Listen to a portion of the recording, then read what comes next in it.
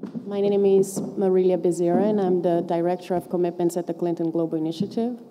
I'd like to thank David Goldberg for inviting us all to be here today discussing this project. I will just briefly introduce our panelists and let them give you some introductory remarks, and we will kick it off with some Q&As, and if we have time at the end, we'll open up for questions from the audience. We have here on my left Sam Marks, who's the Vice President of Deutsche Bank Americas Foundation, Sadie McKeown, the Senior Vice President and Director of Hudson Valley and Connecticut Regions for the Community Preservation Corporation, and Michael Sturmer, Principal at Lemle Wolff. So Sam, why don't I pass you the mic so you can... Great, thank you. So my name is Sam Marks, and I'm from Deutsche Bank's Community Development Group in the Deutsche Bank Americas Foundation. And the finance group and the foundation sit within CSR, Corporate Social Responsibility, at the bank. And we're kind of like a little boutique social investment group inside the bank. There's about 20 of us that straddle both domestic and international community development. My focus is mostly on the domestic side. We have a whole international side that works on microfinance and arranging funds for microfinance. And you know, the curator of Deutsche Bank's global art collection is in our group, and volunteer opportunity, engagement types of stuff. So it's a kind of interesting little bunch of folks. And what really, I want to set a little bit of kind of like the big picture policy aspect of this. And I think what we're going to do is try to go from kind of a macro Deutsche Bank level to sort of medium and micro level, all the way down to the building owner side of things. But just to set a little bit of context, our group exists the way it does primarily because of the Community Reinvestment Act, which was bank legislation passed in the 1970s to require banks to lend and invest in low-income communities. And our relationships domestically involve support to community-based organizations in the 5 boroughs of New York City to help them get pre-development support to begin affordable housing projects. We work with CDFIs, Community Development Financial Institutions like CPC, you'll hear about in a minute. And our focus is really on affordable housing and community economic development. So you may know about CRA, the Community Reinvestment Act, but just to kind of set the stage, you know, think back to the South Bronx in the 1970s, and you may have images in your mind of blocks and blocks and blocks of abandoned properties and just real devastation on the level of Hurricane Katrina, but just without the hurricane part. It was really a human-made devastation of neighborhoods in South Bronx and Central Brooklyn and other parts of the city.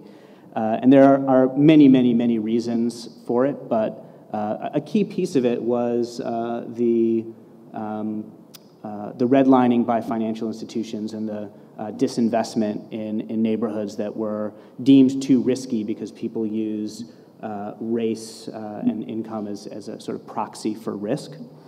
And in that context, because of CRA and a whole kind of universe of nonprofit and public and for-profit partners that came together, the South Bronx looks really different today. And it was a function of community-based organizations, banks who had new obligations to lend to these neighborhoods, and a whole set of intermediaries that worked between community-based organizations and large commercial banks to help aggregate capital, coordinate with the public sector, and bring those resources to these neighborhoods. And like I said, Community Preservation Corporation, or CPC, you'll hear about from Sadie, is a great example of those kind of intermediaries that came together to help harmonize all these kinds of resources. So when we think about sustainability and green, and climate change is clearly the issue of the day, and we bring a particular lens to it, looking through a lens of community development and the kind of players that aligned to improve neighborhoods. We sort of look to the same players in a way to address the climate change issues. In cities, particularly in New York City, where we have a great, robust transportation system, so much of our energy use is in buildings. The city says 80% of our carbon emissions come from buildings, and the existing building stock is really where it's at, right? So we can build all the new LEED certified, buildings we want, but the existing housing stock, the existing building stock is really key for moving the needle on climate change. And so when we think about addressing the carbon issue through a community development lens, we're looking at opportunities for low-income communities to get co-benefits from transitioning to a low-carbon economy. So looking at the built environment, looking at affordable housing, multifamily housing, how residents in low and moderate income communities can benefit from having healthier buildings, more financially stable buildings. That's kind of how we look at the issue. And when we talk about retrofits, we're not necessarily talking about new technologies and solar panels and ground source heat pumps and these sort of newfangled technologies coming on. We're really talking about existing strategies that are cost-effective, fairly conventional, but when done in a pretty holistic way, can really drastically reduce a building's energy usage. And theoretically, when you're reducing that energy usage, you should be able to finance that. You should be able to, you should have the savings, the cost savings in efficiency drive that market. But we're finding that there are a lot of complications to that, and there are a lot of ways where that market is just starting to begin to pick up. And the Neighborhood Energy Loan Program that we're here to talk about today is one attempt to really enter into that market, drive carbon reduction, drive improvement of multifamily housing, but to do it in a way that is not just done because people are environmentalists and want to do the right thing, but where there's a real improvement to the bottom line.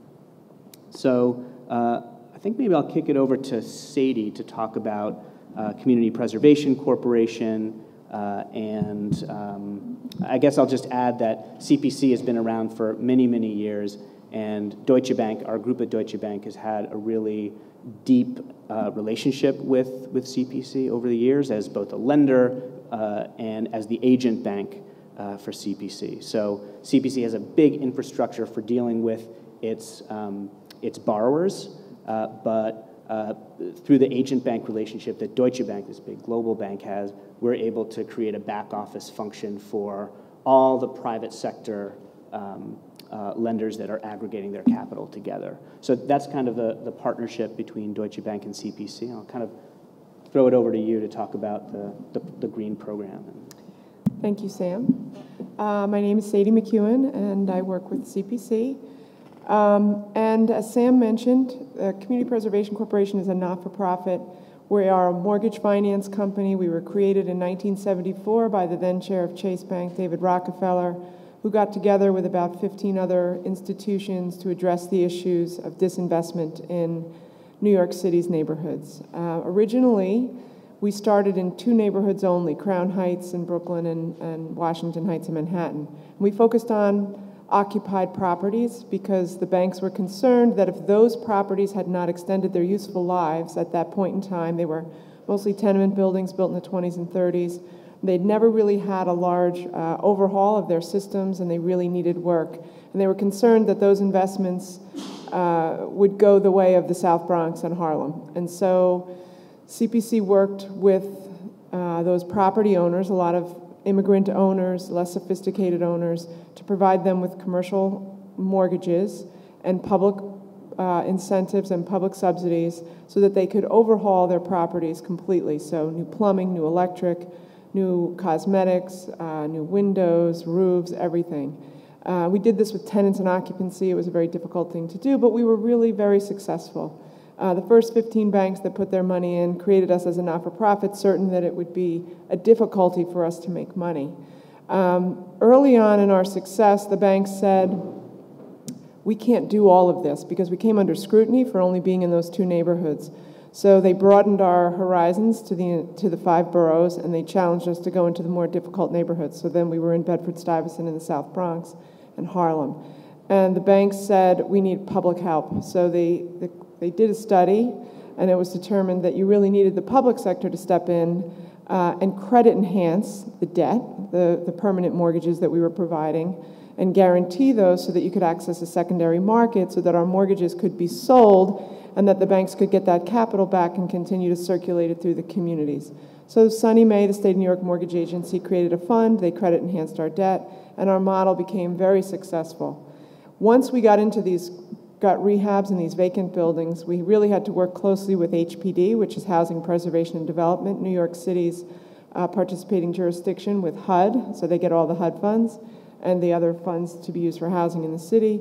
And there were programs that were created where you could come to CPC as a one-stop shop, get a tax abatement, a 20-year tax abatement, buy a building for $1, and get a low-interest subordinate loan to CPC's private financing so that you could fully renovate and reoccupy vacant buildings. And with a group of owners, we were able to do this in a pretty comprehensive way to not solve the problem, but to create an environment where other investors would feel comfortable that they could come in and make investments themselves. And that's really, CPC expanded beyond the city in the early 90s, and it was always with that notion that we would be the ones that come in and provide the private capital to set the stage or to get at the core problem so that other investors would feel comfortable coming in and making investments in those communities.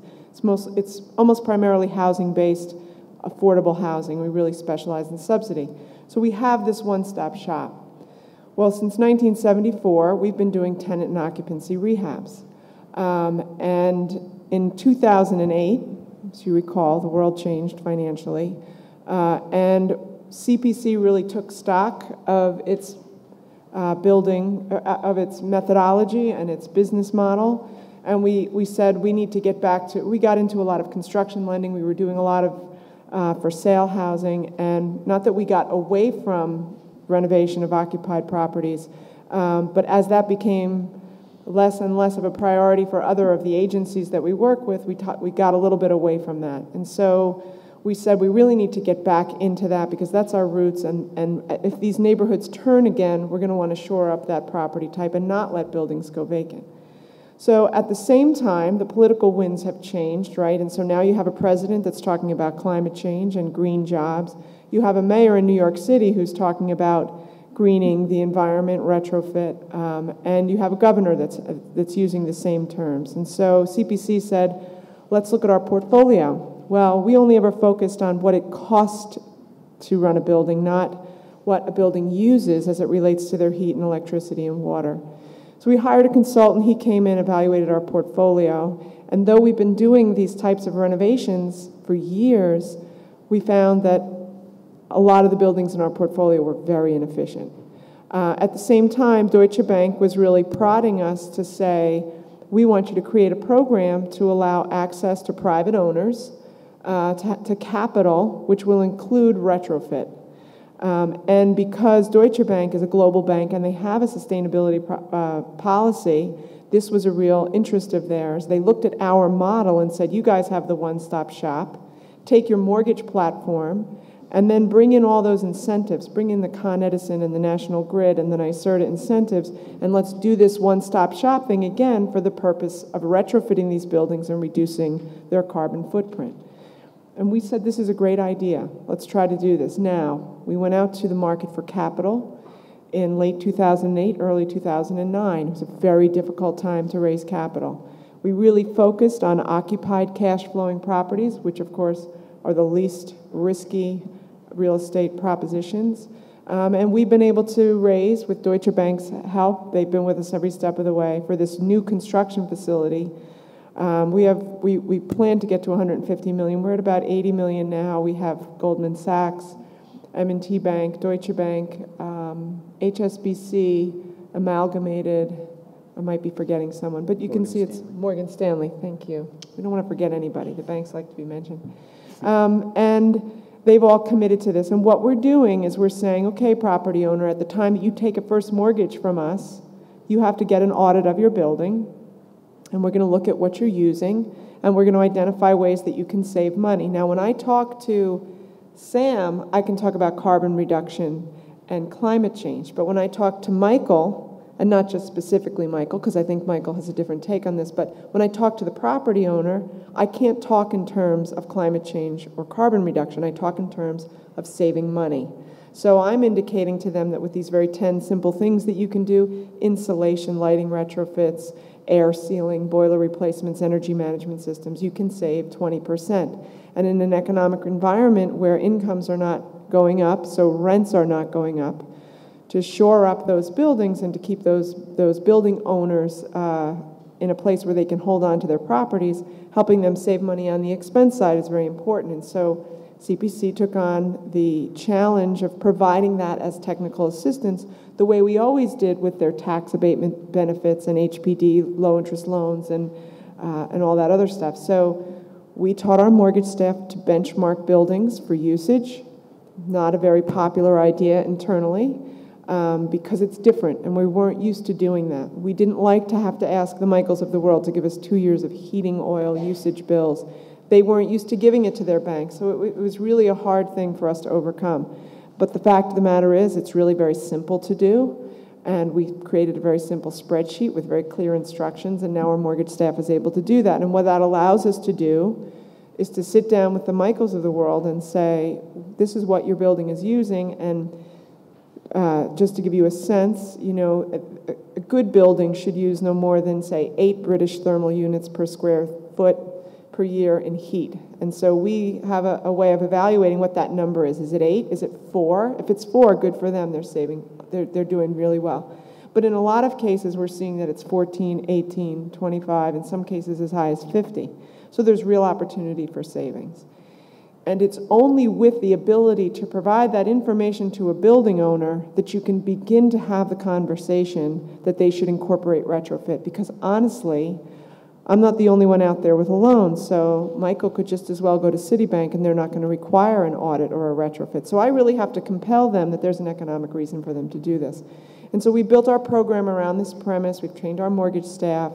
And we've taken it out to our customers. We've been in business, as I said, since '74, so we have lots of customers in New York City, lots of really good relationships with property owners.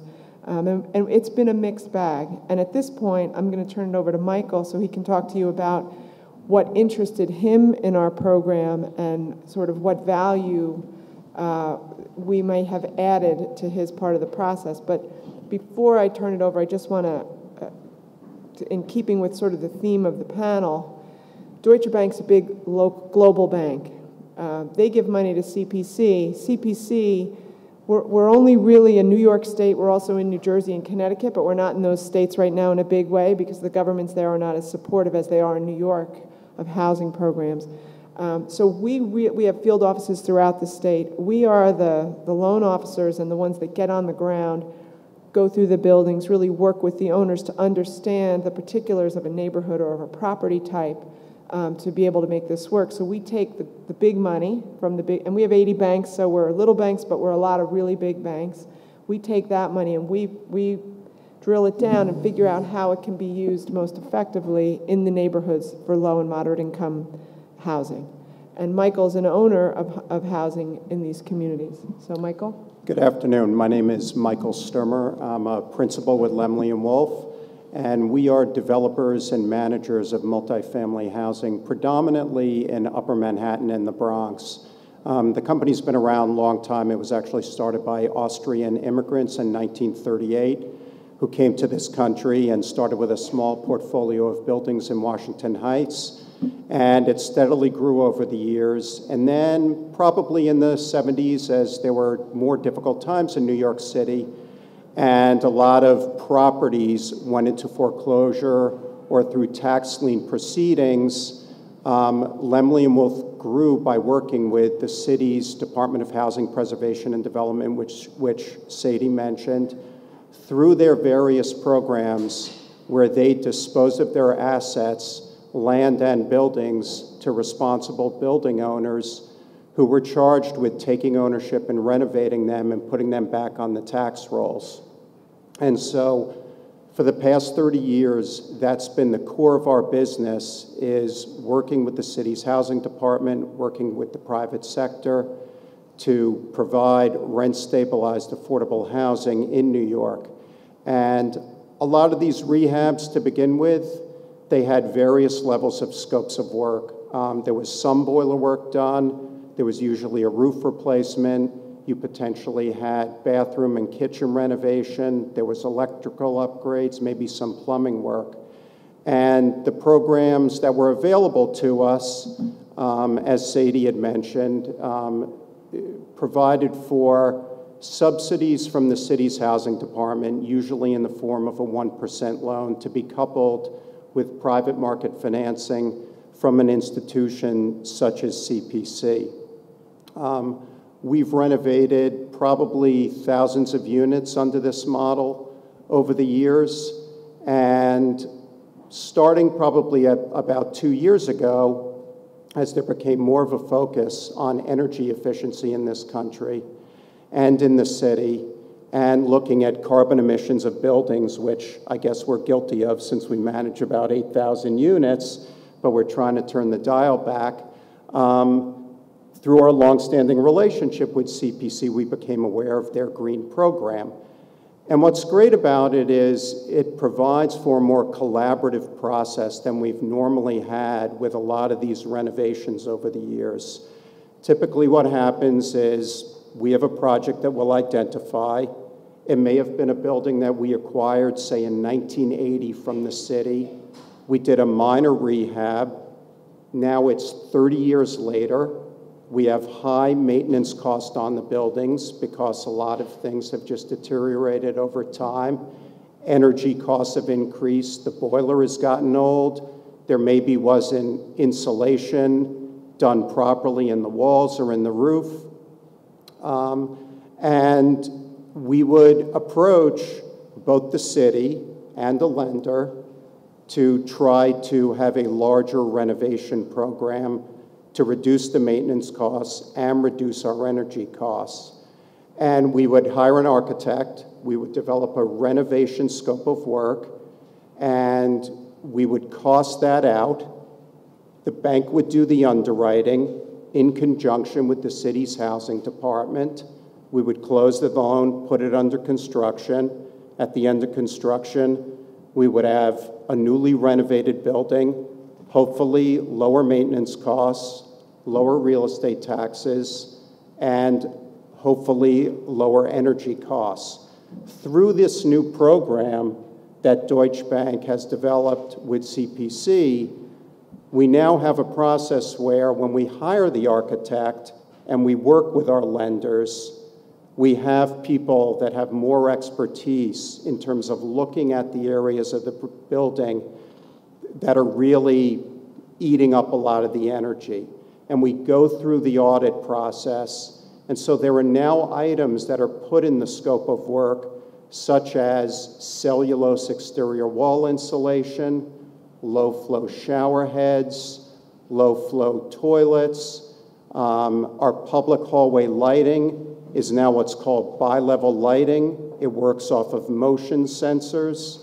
We have energy-efficient appliances. We have insulation in the roof. We have high-efficiency boilers.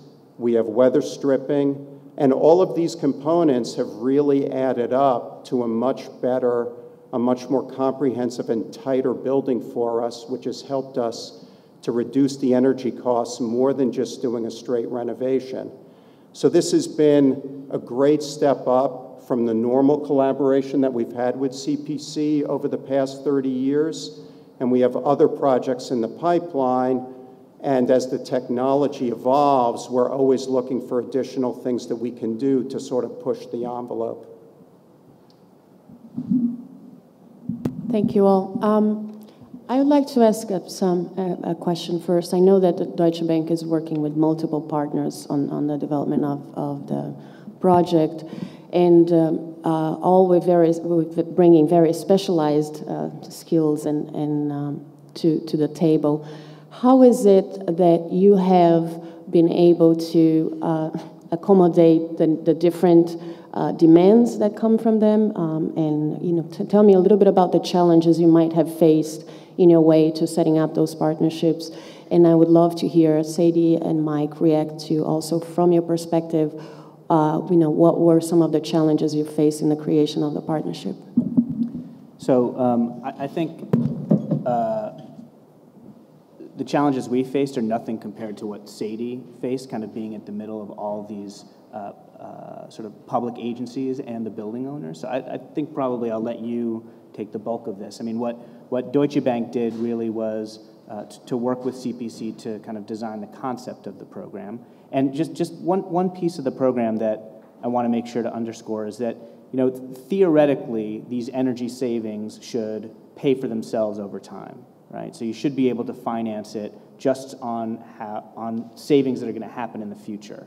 But banks get very nervous about underwriting to anything happening in the future. They only want to look back. And so banks are really reluctant to add additional debt onto buildings, second mortgages or third mortgages in some cases. What's brilliant about the CPC model and why Deutsche Bank kind of identified it as a great solution was that it wrapped the retrofit financing into an overall refinancing and re-underwriting of the building. So it's embedded in the first mortgage rather than being additional liens on top of the property.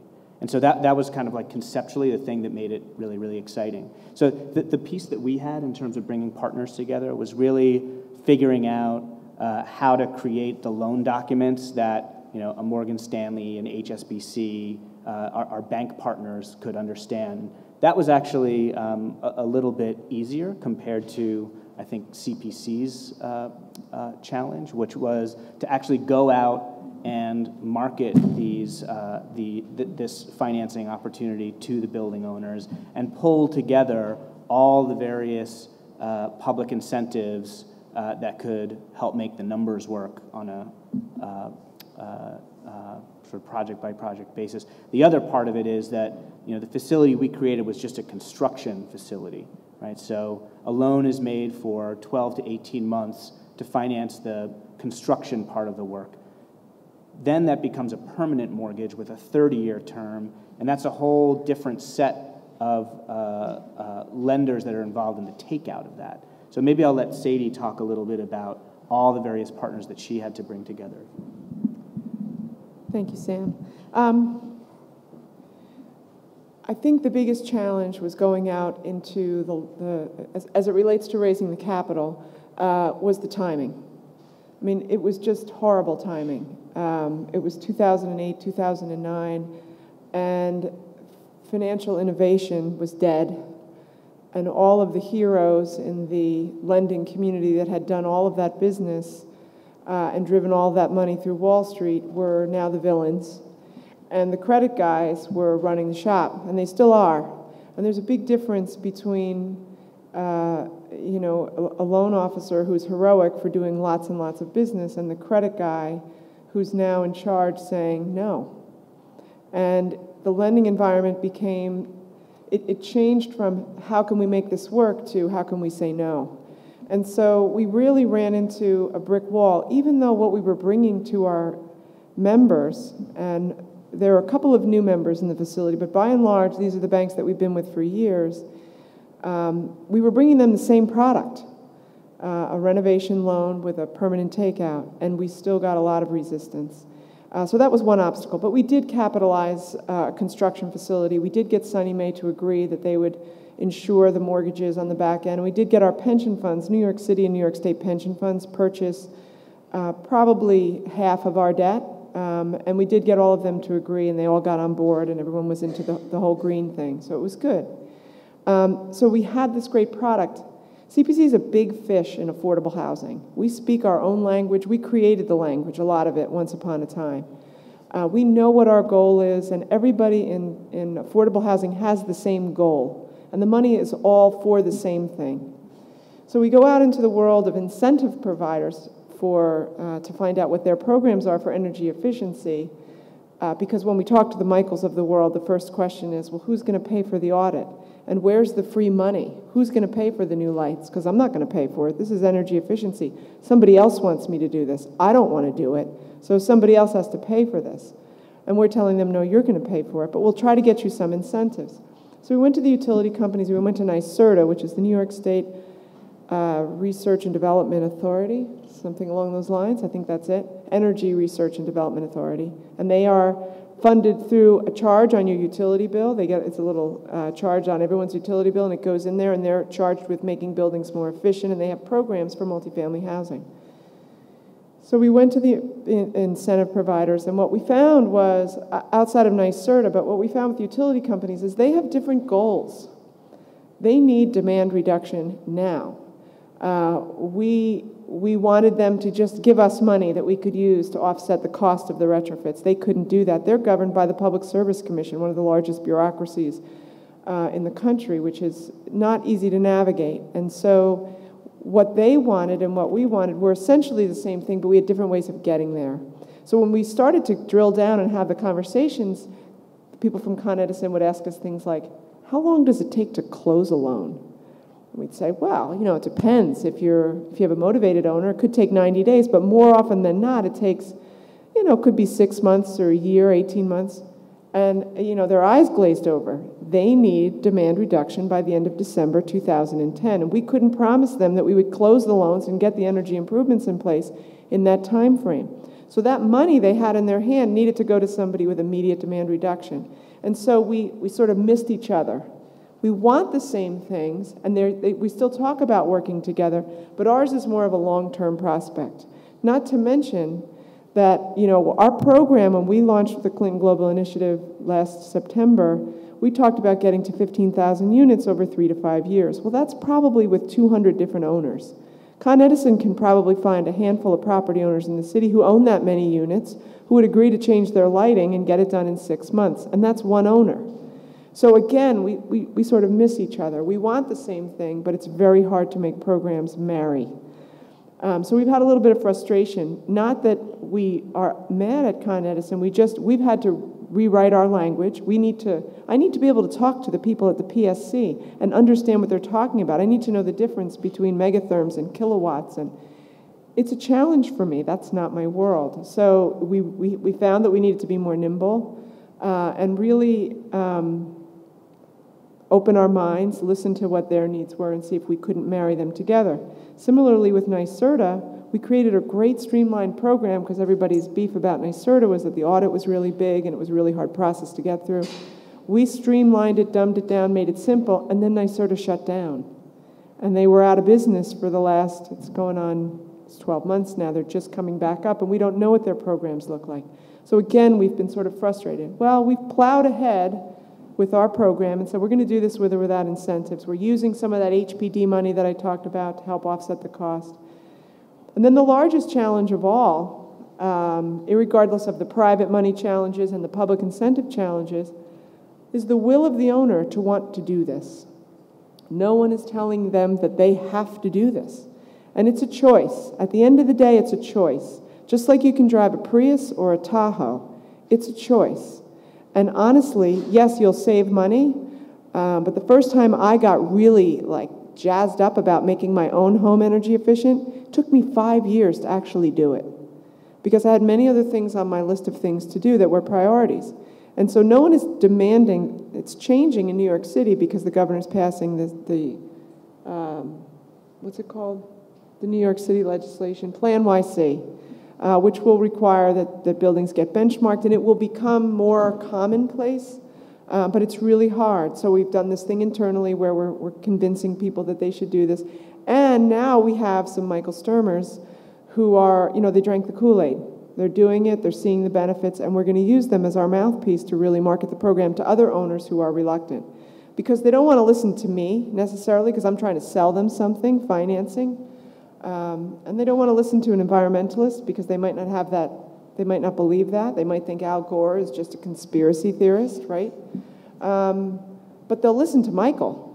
because he owns a building down the street from where they are, and, you know, so we're really looking now to the Michaels of the world, and we have some success stories coming out, and we really want to highlight those to get more and more people convinced that this is what they should do for their pocket.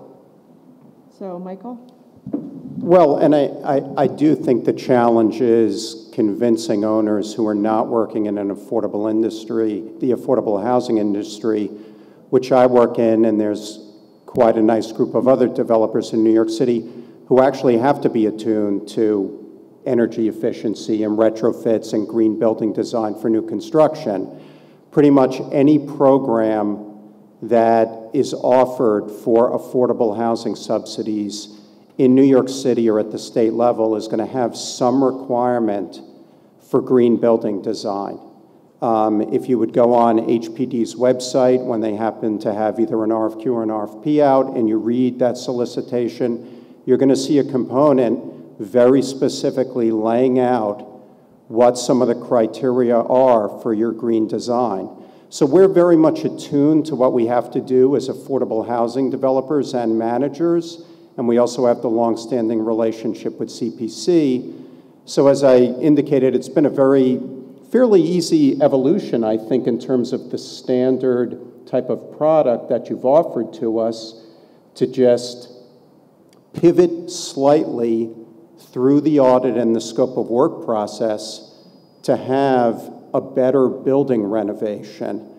But how do you get the individual building owner, somebody who isn't working or attuned to that type of language, to participate and to understand what the incentives are? And I think part of the big challenge now is it's a nascent industry. We don't have a lot of data on our own buildings yet where we've gone through this process. And so, for instance, we're finishing up construction of an 83-unit renovation in Washington Heights, and on that one, we decided to have a little fun, and we're actually doing solar thermal hot water heating. And this is the largest project for the manufacturer in New York State that we're working with. So he's very interested in having our data produced to help with their marketing so they can get more business with other owners. And we just went operational with this system a couple of months ago. We'll be finished with construction at the end of December, and they've set up a system for us where we can actually track what the usage or the energy that's being produced by the solar panels is going to be separately from the main heating system for the building. So I think what you're going to see is probably very slowly more building owners participating in programs like this as the data comes out and they see that it's going to go into their pocket because there's going to be energy reduction savings of 20, 30, possibly 40%, and that's going to be a huge incentive for them to participate. Just one of the things I wanted to highlight here is, you probably have heard, to your question, a huge range of players here. There's the private banks like Deutsche Bank and HSBC and Morgan Stanley in that whole universe. There's the intermediary in the middle. There's the city and state pension funds and Freddie Mac who are purchasing the construction loans on the other side. There's the building owners. They're the incentive providers that are helping to lower the upfront costs and make this all work. So it's a huge universe of players out there. And what's unique about this, and there are clearly challenges, but what's unique is that it's a real delivery system that kind of brings all these folks together and makes it simple for the building owner. So the building owner doesn't have to run out to all those different players, but they're sort of interacting at a single point of entry. And I think, again, so much of what's being, the innovation is not in the financing. It's pretty standard financial stuff. The innovation is not in the technology. It's pretty standard, techniques in terms of what's happening in the buildings. But it's this delivery system and the harmonizing of all these different interests towards a public interest and towards a climate change focus that's pretty unique. I wanted to add, with that thought, a lot of the stuff that gets done with what we have all these stakeholder groups now, and I joke with people that I work with, I've become a professional stakeholder, because I'm involved with all these different groups. We're looking at education around green, we're looking at data around green, financial products. And I really neglected to tell you about the greatest challenge of all, which is where does the money come from to finance the retrofits? And yes, in theory, it comes right out of my first mortgage, but if somebody needs to borrow $1 million before the retrofit, and I can only lend them $1 million, how do they pay for the retrofit? I can't just give them $1.1 million and say, okay, now you're at 90% loan to value. They're way outside of all of my lending thresholds. So one of the things Deutsche Bank took the lead on and is doing to enhance this whole partnership and this whole program is to try to provide the data that we all believe in anecdotally. We all know that retrofit saves money, but there isn't hard data out there, because though we've had a weatherization program doing this for 30 years and NYSERD has been doing it, nobody's ever really measured it and tabulated it and put out a report that says, look, it's 20%, and here are all the outliers, and here are all the factors to consider when you do a retrofit. Well, as a lender, particularly in this environment where I'm more conservative, I care about safety and soundness, I really need that data to prove to me that energy retrofit saves money so that I can leverage that extra $100,000. And it's all just math. It's very straightforward math. You know, you have your income, you have your expenses, you have what's left over for debt. So if your income doesn't change, but you can reduce your expenses, now you have more left over for debt, now I can lend you more. And if I can lend you more, you can do that retrofit. And that piece is missing. That data to prove to me that I can lend more is missing. And it goes not just to me, but to my appraisers who give me appraisals. Deutsche Bank got together a bunch of stakeholders, a cross-sector of people from financial institutions, utility companies, intermediaries, a whole bunch of us, NRDC, everybody got together. And they identified HRNA and Stephen Winter Associates to do this study, to aggregate this data. We're talking to lenders. And we're really going to try to have an impact and change this component so that you don't have to go somewhere else to borrow your money for your retrofit. The first mortgage can just provide it for you through added leverage with this savings. Because in affordable housing, the owners, present company excluded, Lemley Wolf has been around a long time, they're very sophisticated, they don't have a lot of time or capacity to manage a lot of different moving parts. So they're not going to go out and try to find an alternative method to finance their retrofit. And just pulling the energy component out of your building doesn't make sense. It's an entire holistic building approach. So once we have that data, hopefully we'll be able to overcome that obstacle of not having the money to finance the retrofit by adding it to the first mortgage and just having it be a seamless process. And I would just add to that, you know, where Sadie was going over the basics of the underwriting, your income and expenses. Right now, we're sort of operating in bizarro world in terms of what we're trying to do here and how the financing works, because on the expense side, we have our own data of how our buildings are operating, and a lender like CPC has operating guidelines for all the various expenses. And so, for instance, for fuel to heat the building, that's currently the guideline for that is approximately $450 per unit per year.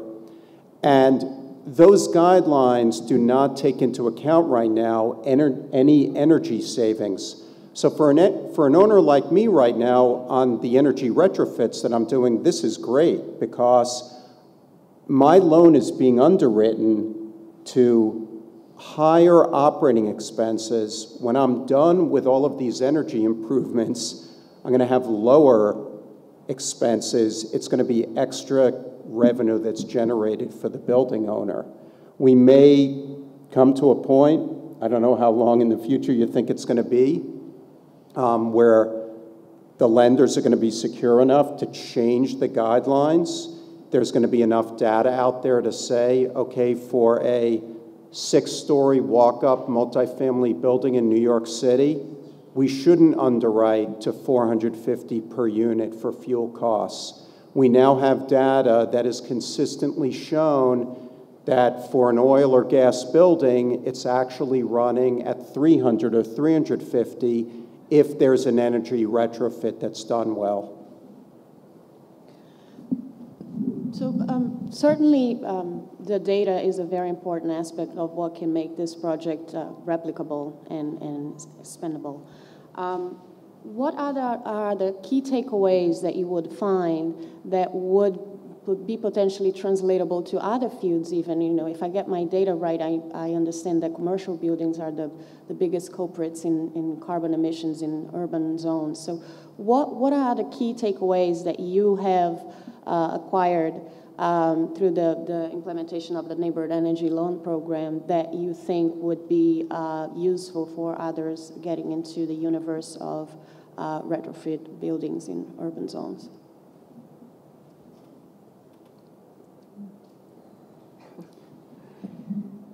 Well, I think one of the things that we've learned is that in energy, it's a completely different universe. And we are one little piece. We are affordable housing, multifamily, investor-owned properties. And there is this broad swath of different building types. There's hospitals, universities, there's luxury high-end buildings, there's industrial buildings, there's all these different building types. I think the more we can get this word out there, just so you know, to make it tangible, we launched in September of 2009. By June of 2010, we were under construction for about 1,600 units of housing. It was about $33 million in private investment with another $18 million of public investment, but that's for the entire building renovations, not just retrofit. Probably $3 million or so of that was actually going to retrofit properties. And so I don't know how many, but there are definitely green jobs created in that process, bringing in insulators, bringing in air sealers, auditors, things like that. So it is very real. The more we can do it, right now there's sort of all eyes on CPC's program from the lenders in our affordable housing community, basically saying, you guys do it first, prove it, show us that it works. So the more we can do this, we have another 2,000 units in the pipeline, which we hope to close by next June. Our year end is June. And we're getting data back. We are just getting the first data back on a little co-op we did in Lower Manhattan. And they're saving 20% just in their hot water. We haven't seen their heat yet because it's not winter, but we're starting to see it. And we will be very public with our successes. We also are very public with our challenges, but we will be out there really promoting this and really driving it. Commercial buildings have their own, they have a whole different metric because it's a whole different tenancy, and it's just a different model. But we're learning from them and they're learning from us. And to the extent that we can all communicate the successes and drive interest, which one day may drive demand, then we'll get to, sort of a tipping point with retrofit. We're a long way from there, but we really need to continue to dialogue about that so that we can get to that tipping point. I would say that we're still in a pretty steep learning curve for this program. I think where we know that there's lessons to be learned is not necessarily in the energy part of it, but in the harmonizing all these partners part of it.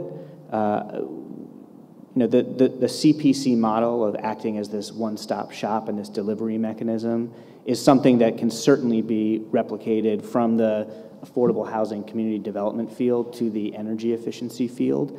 And that's exactly what we're sort of trying to export now into the city's thinking around trying to develop a kind of CPC-type entity for the city that would have a public purpose mission to finance, bring innovation into financing retrofits, build demand through public education and outreach, and try to align some of the workforce development opportunities. And the city is very receptive to this. They've got a bunch of stimulus money that they need to spend on retrofit quickly.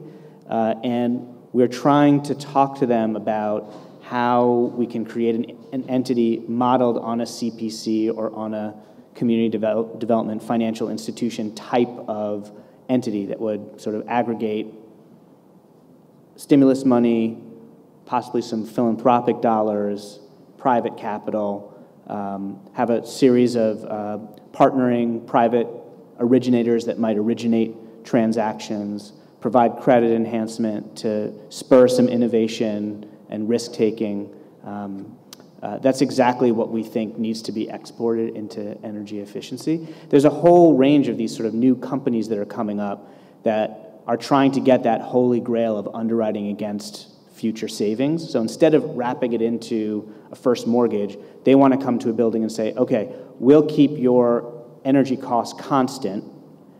You'll never have to pay above what you're paying now. We'll come in, we'll finance the upgrades ourselves, and it's a different kind of, it's almost like having an off-balance sheet mechanism for financing these, where you have a third party come in. So these energy service companies have existed, have done this for a while, but in a very sort of low-hanging fruit type of way. They'll come in and change your light bulbs, things that you would have done anyway, and kind of take all the savings.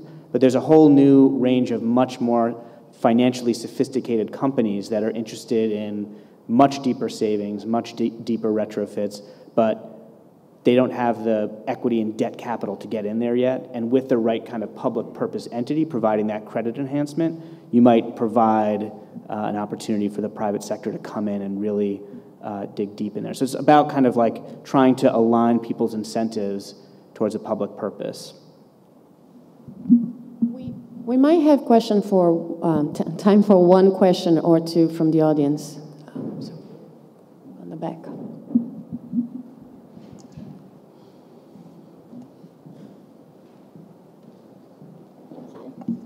Hi, my name is Priya Sarkar, and I'm in the Master's in Arts Administration program here at Columbia. I'm interested in cultural policy and basically learning what's been done in other sectors and applying it to what's happening or to arts and culture, and also doing this kind of sector collaboration to address shared challenges. And what I'd love to hear from each of you on the panel about, and including you, Marilia, from your perspective at CGI, is about, I guess we've heard about a great example of what you've done on a program basis, and how you've brought together actors at different levels in the vertical structure. I'm curious about how you see each of your roles and what the possibilities are as you see it for doing that on a policy level and possibly different levels such as national policy or regional policy or state policy.